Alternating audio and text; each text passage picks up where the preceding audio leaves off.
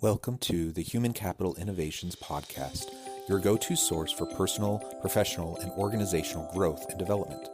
We hope you tune in often for all things people management, organizational development and change, organizational leadership, and social impact related. Maximize your personal and organizational potential with Human Capital Innovations Podcast.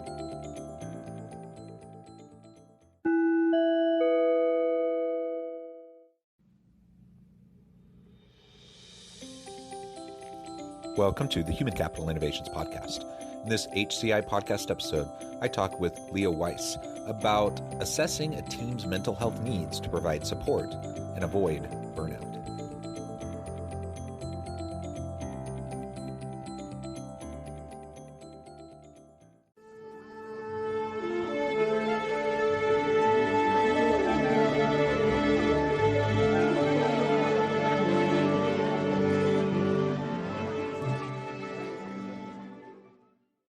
Leah Weiss, welcome to the Human Capital Innovations Podcast.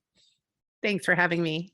Yeah, I'm thrilled to have you today. It's a fun opportunity to be able to chat with you about something I think we're both pretty passionate about. We're going to focus our conversation today on assessing a team's mental health needs to provide support and avoid burnout. I think this is always an important topic, but particularly during this last 18 months, the pandemic, just all the challenges people have been facing, I think it's more important than ever. And there's been more and more pressure and weight placed on organizational leaders to be able to be empathetic and to provide more support in ways that perhaps they weren't used to doing in the past. And that's caused challenges for organizations, for leaders, and for their teams. So I think this will be a really important topic to unpack and to get some good practical tips for what people can do to help the situation and help everyone to just work and thrive in a healthy workplace environment. As we get started, I wanted to share Leah's bio with everybody. Leah Weiss is a researcher, lecturer, consultant, author, and co-founder of Skylight. Dr. Weiss is best known for her teaching at Stanford's Graduate School of Business and groundbreaking work with the Stanford's Compassion Cultivation Program, conceived by the Dalai Lama. Dr. Weiss has taught and spoken at Harvard, Stanford, Princeton, Smith, TED, and 75 companies from Goldman Sachs to Intuit. She co-founded Skylight in 2019 with partner Inez Gramegna to provide corporate leadership and build resilience using AI technology and other data-driven solutions. With Skylight, she has counseled such clients as Stanford Health, Mayo Clinic, Genentech, Google, European Commission, and NASA. Skylight has attracted over 1 million in pre-seed funding and is venture-backed. An expert in workplace anxiety, burnout, resilience, and the role of leadership in addressing mental health, Dr. Weiss holds a PhD from Boston College and bachelor's degree from Stanford University. She lives in Portland, Oregon, and has 3 young children. A wonderful background. I so appreciate the insights that you'll be able to provide, and I'm looking forward to the conversation. And I also have to say, I grew up in Salem, Oregon, so I'm particularly fond of the Pacific Northwest and that area. I'm a little bit jealous that you live there, and that Utah's great, but I do miss the Pacific Northwest. I love that. I hadn't realized you were from here. I detected some Pacific Northwest vibe in you, though. So somehow unsurprising. Little Portland weirdness in me, right? Yeah. Well, good. Anything else you want to share with listeners by way of your background before we launch on it? No, I think that's enough. We'll see what else comes out in the wash as we chat. Okay, cool. Well, as we get started, then let's kind of set the stage. I think burnout has been at all-time levels. And in fact, it was pre-pandemic. I'm trying to remember the timing. But as we were, we have all these different situations that are covered, conditions and situations that are covered under the Americans with Disabilities Act. And sometime prior to the pandemic, burnout was actually acknowledged as a factor that would be covered under the Americans with Disabilities Act, which I found fascinating and, really actually quite important, and kind of a long time in coming. Like, I felt like that should have been something that organizations should have been thinking about beforehand. And unfortunately, too often, I think organizations in the past have turned a blind eye to that, kind of worked their people into the ground, just thinking, we'll replace them with someone else. But I think more and more organizations are recognizing the necessity to address the burnout factor and to help their people to be to thrive and to be more healthy. So how can we identify signs of burnout amongst our teams, our employees, and why is that important for organizations in the first place? Yeah, that's a great starting place. And, I know a number of your listeners are international. And I think it's very interesting the timing of the American Disabilities recognition of the role of burnout, and the World Health Organization had declared it a diagnostic category as well. So this is something that we're, often people are talking about this from the perspective of, is this a specifically American problem, or what does it look like cross-culturally? We can get there later. I think starting in terms of identifying signs, there's a 12-stage schema that I think is really helpful for us in a practical sense. In the early phases of burnout look like workaholism. It's excessive drive. It's pushing yourself until you get to that point where you're starting to neglect your personal care and your needs. And then you find yourself displacing conflict, like get home in the evening and grouch at our kids or our partner or our friends because of this pent up frustration from the workday. And then we get into kind of in the middle part of the spectrum, or things like behavior changes, withdrawal, getting more significant. And then when you get to really the top of this spectrum, it goes towards either a depression or an anxiety, kind of depending on various factors, including just personalities. Some people get more withdrawn, some people get kind of aggressive and cynical, and then it can lead to, full collapse. And it's not uncommon when you start looking into these stories about people who've experienced burnout, or in Europe, they're saying are on a burnout, out from work 6 to 12 months, just like a total collapse that they have to rebuild from. So I think in terms of identifying, recognizing these stages is really important. And then also increasingly research is coming out on physical symptoms. So things including insomnia, headaches, dizziness, frequent infection without other causes, hair loss, hormonal changes, gastrointestinal issues, even, palpitations and anxiety attacks, all are the other really interesting kind of piece to be aware of. And then I'll stop and to hear where you want to go with this. But I think the fact that from a neuroscientific perspective, our amygdalas, so it is often described as, the lizard center, the old brain, actually becomes enlarged in people who are burnt out. And that means we have less of the higher order capacities, our prefrontal cortex, our ability to think and evaluate and make higher order decisions is undermined by this physiological change. So I think that becomes really important too, to get away from this idea that burnout is, it's fake, or it's kind of people overreacting, or it's just in their head, that like actually there's a lot, it impacts a whole body. Yeah, there's very much the physiological impacts of all of this, right? So the physical impacts are absolutely there. What do we know about the scale of burnout pre-pandemic, during the pandemic, what we might expect to see post-pandemic, and what kind of an impact does that have? I mean, certainly on the individual, it has a huge impact, and we want to, we don't need there to be a financial benefit to it for us to like treat people well. We should do that anyways, but there is a financial benefit. So what do we know about the scope and scale, and what are those financial impacts of burnout, and the potential financial benefits of helping people to be more healthy in how they approach their work?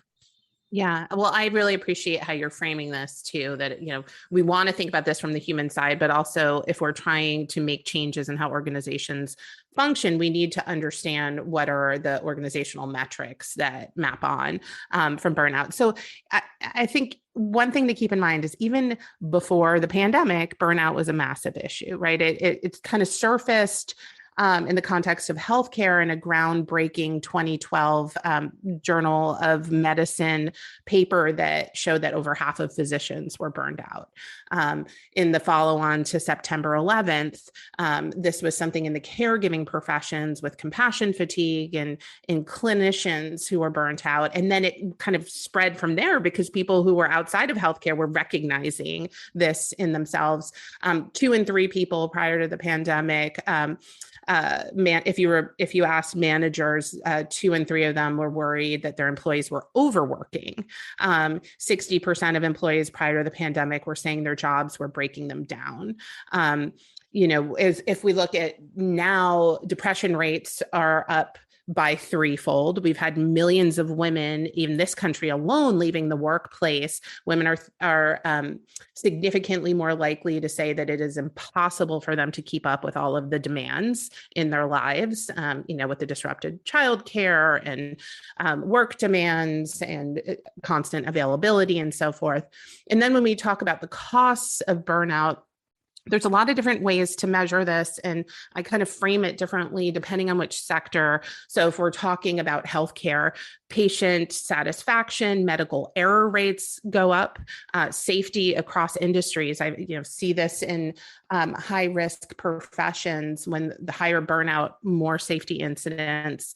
And 60% of sick days are linked to it. And 34% of annual payroll disappears to poor engagement. So that, really shows in terms of the costs are so high from a financial perspective, because a burned out person, if you want to go back to the example of like lizard brain has taken over, can't think well, can't perform well, can't prioritize well, you're not going to get the work out of them from a pragmatic perspective that you would want. Yeah. And, again, the human case for this is compelling and should be enough. But if that's not enough for organizations to act, the business case is equally as compelling. And it's clear, it's quite clear cut. Like the research is pretty clear that these impacts are huge. And so if we want our organization to be successful and sustainable in the long run, we have to recognize and acknowledge the fact that mental health of our employees and potential burnout is something that has to be monitored. It has to be proactively dealt with, and that our people need to have the support they need. I again, coming back to the pandemic, and I don't want to dwell on that because this is a relevant topic anytime. But you think of first,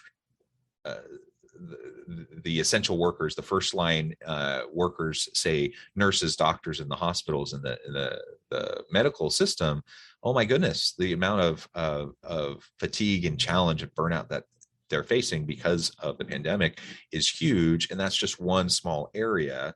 But then you also have, like you mentioned, so many women taking on, we know that women disproportionately take on the home care, the child care, a lot of the home tasks, those types of things. And so trying to juggle all of that, now you have your kids at home, trying to do school. And of course, what that has resulted in is many women leaving the workforce. In a sense, I suppose that's a good thing because they didn't burn out trying to juggle 10 things all at once. But there's been reports that have suggested we've set back gender equity, gender equality in the workforce a generation or more just during the pandemic because of that. And so that's horrible. And we need to correct that. So, I mean, the bottom line is this is a huge, huge issue. And it has real implications for everybody. So we need to learn how to better assess our team's mental health and be more supportive. Thoughts, ideas on how we can do that with our people to create an atmosphere where everyone is healthy, both physically and psychologically?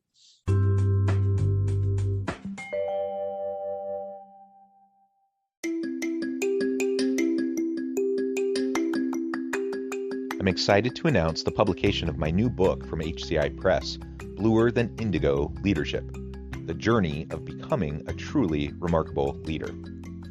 Early in my adult life, I learned about an Asian proverb that translates as bluer than indigo.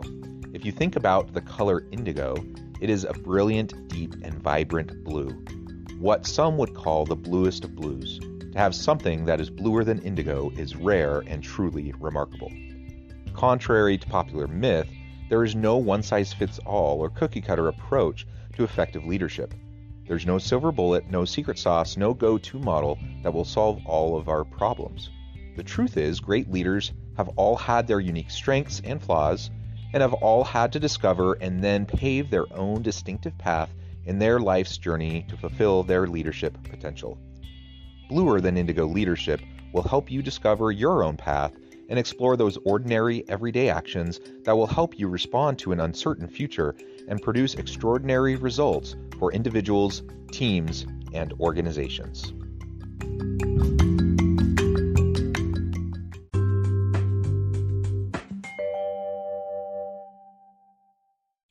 Yeah, well, and I think, two thoughts with respect to the measurement side. I think we do need to measure, and we need to think about the various components of burnout and go also beyond the individual. So there's a kind of a metaphor from one of the key researchers in the space of burnout, where she describes trying to solve burnout at an individual level is like blaming a cucumber in a vinegar barrel for becoming a pickle. It just doesn't make sense. So while it happens person by person, the conditions for it are so critical. And I think that's part of why we've been seeing the interventions and a lot of the workplace wellness strategies that focus on the individual come up short. We spend as collectively billions of dollars a year on them. And then, you look at, there was a study that came out of Harvard Med School last year, looking across organizations, thousands of organizations. And the interventions we are trying at the individual level don't help people either at their individual mental or physical health, or help the organization from the metrics like engagement, absenteeism, calling in sick, that kind of thing. So I think when we're looking at this and framing this, we have to understand that you can give, there's a logic to this. If someone, I have 3 young kids. They're all back in school this week for the first time in a year and a half, trying to get work done. But I don't know at what point is there going to be an outbreak and they're back home and everything has to shuffle, right? This is the world many of us are living in right now. So it's not, if you want to offer me more individual benefits so that I can do online streaming workouts that the workplace is going to pay for, or you're going to give me, an online app for therapy. It's like, yeah, great. But actually that's not the problem I'm experiencing. What would be more helpful is engaging at the team level, educating managers about what I actually value. And time and again, it comes out that parents want flexibility more than benefits that they don't have time for, right? And I think some of this is why the assessment problem is so major, that people are trying to solve problems with the wrong tools. And if you ask the right questions. So this is one of the reasons I spent the last 2 years, I had started before the pandemic, creating an up-leveled kind of multifactorial diagnostic around burnout that includes things like self-report and other components. So you understand what is causing the burnout in this person in the context of this team, and then therefore, what do they need? And so for one person, it might be really about the combination of outside of work things with their work role. But for another, like in healthcare, one of the biggest drivers of burnout isn't these clinicians are trained and used to working around the clock. I come from a family of surgeons, like they eat and breathe, getting up at 4:30 in the morning, being on call all night. That's totally normal to them. What burns out physicians is moral injury, when their values are undercut because they can't provide the quality of care, or we as patients are making it impossible for us to be helped, right? That's the headlines we're seeing in the context of the pandemic. So I think what I'm getting at is all burnout is not caused by the same thing. We need to understand what the different reasons for it look like so that we can approach those in terms of the solution space. Yeah, I mean, very well said. And maybe that sounds obvious to people, that we need to have a tailored approach, understand the needs, the salient needs of each individual on our team. But is it happening? It seems obvious. Is it happening? I'm not so sure it is. And that's not to say we don't have good intention organizations and leaders trying to do it, but it's hard. It means you have to have those conversations. You have to be open to the feedback. You have to, it's so much easier to say, okay, we're gonna be committed to our employees' mental health. So here's a free online counseling that you can do, or here's a gym membership or whatever. That's so much easier, and then you can kind of check the box and move on. And so it's no wonder that organizations and leaders often try to do those things, as opposed to really understand the individual circumstances of each of their people. I get it. I get that that's hard, but that is what leadership is. Leadership is about developing meaningful, genuine relationships of mutual accountability and trust with our people. And we can't shortcut that. That only can happen as we develop that relationship over time, by consistently meeting with, talking with, listening to the people that we work with. And just listening, just being there and showing genuine empathy is going to go a long way, because people feel supported. But then you'll learn what they need. And like you said, for a lot of people, that's just the flexibility to do what you need to do when you need to do it, for your family, for your kids, for your loved ones, your friends, whatever. And ultimately, if I have that support to know that I'm not going to be looked down on or in some way hurt in my job career trajectory because I'm trying to help my kids do online school at home, that goes a really, really long way. And then I'll be able to juggle the other stuff. I'll be able to figure it out if I know I have that kind of flexibility. So I think that's just really, really key. Yeah, I think that's right. And I agree with you that, the managers that we've interviewed and worked with, and I think everybody has, it's very rare to find someone who's like, yeah, I want to burn out my team. It's like they're overwhelmed, they're stressed, they have good intentions. Maybe they became a manager without the training and leadership skills to necessarily know how to have these hard conversations. I find that assessments can really help with having the hard conversations, because if you get back as a manager, here's where your team's at, and here's what they're struggling with, and use that as the springboard for a conversation. We find that just kind of templating out that process has really helped the teams that we've tried to engage with. And then, of course, individual coaching is a great resource for managers to up-level these skills. But if it's not intuitive, which it's not for most people, how to have these conversations with your team, figuring out how to understand where they're at with respect to their values, their purpose, how much autonomy they're experiencing. Maybe they want more flexibility, or maybe they want more support. Do you have the basics in place in terms of structured rest, that people can take vacations, that people can unplug, or have you set things up in a way that people are indispensable, which is going to drive them towards burning out? And what are you doing to work on a sense of belonging and inclusion, and that's going to support having effective collaboration? So I like the kind of using the tools as a way to understand where you are and where to focus change, and development and accountability within your own group. Yeah, I think that accountability piece is also just really important. So any tools that we have to better understand these conditions, the situations and circumstances of our people, and how they're dealing with those circumstances, that's going to be a win for us. And then there has to be accountability built into all of this, so that we can ultimately meet the needs of our people. I'm just noting the time. We have just a few minutes left. Before we close, though, I wanted to ask about the return to work. So, so many people have been remote for so long. more and more people are kind of going more to a hybrid model. Organizations are wanting their people to come back. That again raises a lot of these concerns, the stresses, the anxieties, and that can lead to further mental health challenges and risks, depression, anxiety, fear, and so forth. So what should we be anticipating in terms of the burnout and the mental health challenges of people as they return to work? What can leaders do about it? Yeah, I think that preparing yourself and understanding that, what experts are describing as the follow-on pandemic to the coronavirus is going to be this mental health pandemic.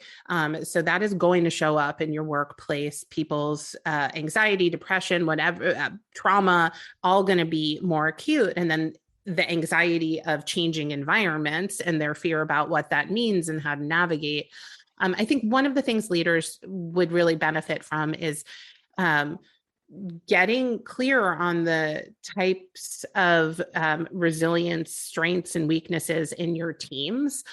We've created a tool. It's a free tool on our website that we can, link to as an example of this, so that you can understand and have conversations with your folks about what's motivating you, how are you handling stress, and probably most importantly, based on who you are and your personality and your coping strategies, how can you support each other?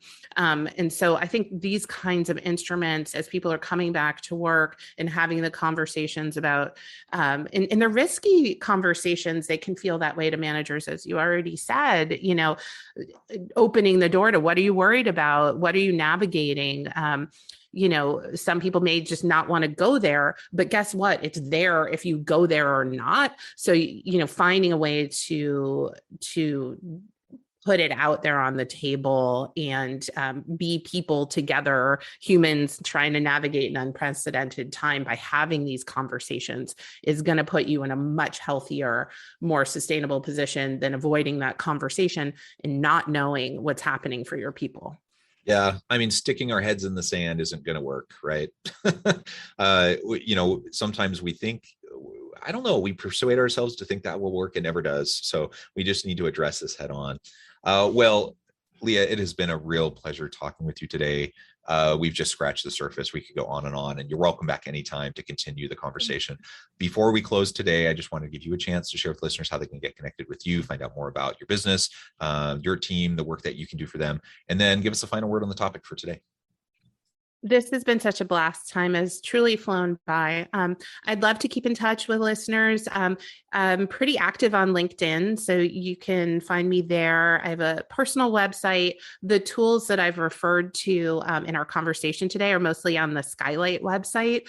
So you can find our resilience quiz, use it with your team for free. We have other compassionate conversations tools up there.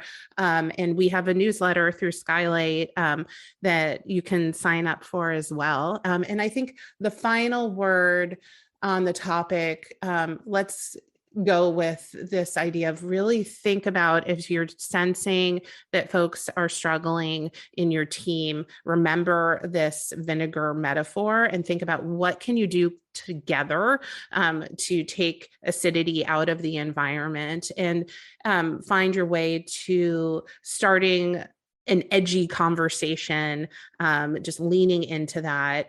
You will create more human relationships, a better community. And I think you'll find that the respect will just increase, but it's a risk. So do that and show up and let us know how it went. And I would love to come back and continue this discussion.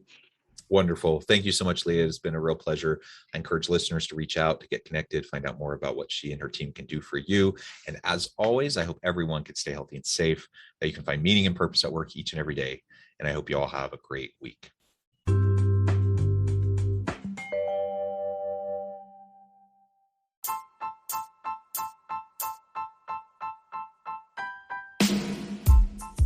The alchemy of truly remarkable leadership. Ordinary, everyday actions that produce extraordinary results. Consider how the nature of work has shifted over the past 50 years.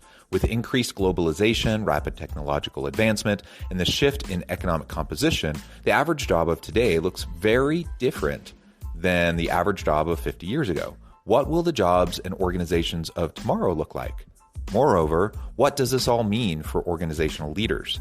What are the core competencies and capabilities of organizations and their leadership that are prepared for continued disruption and geopolitical and socioeconomic shifts? Regardless of what the future holds, increasingly, leaders need to be socially minded, data-driven, decisive, champions of talent, and disruptors of the traditional notions of leadership, teams, organizations, and work. The alchemy of truly remarkable leadership will help you to explore your own leadership competencies and capabilities and consider ways to apply and implement them into your workplace and personal life.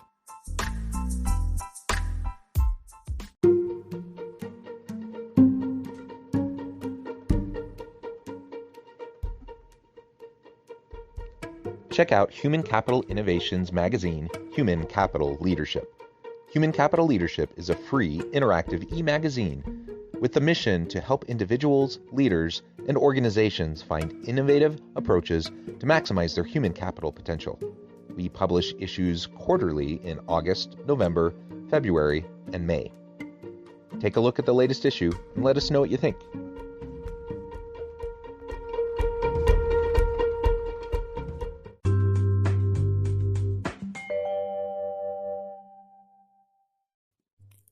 Thanks again for joining us for this episode of the Human Capital Innovations Podcast.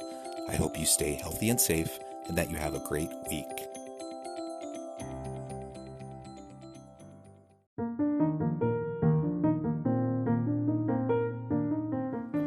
Check out our new weekly LinkedIn newsletter, Alchemizing Human Capital, exploring industry trends via original research and interviews with executives and thought leaders from across the globe. We look forward to having you join us.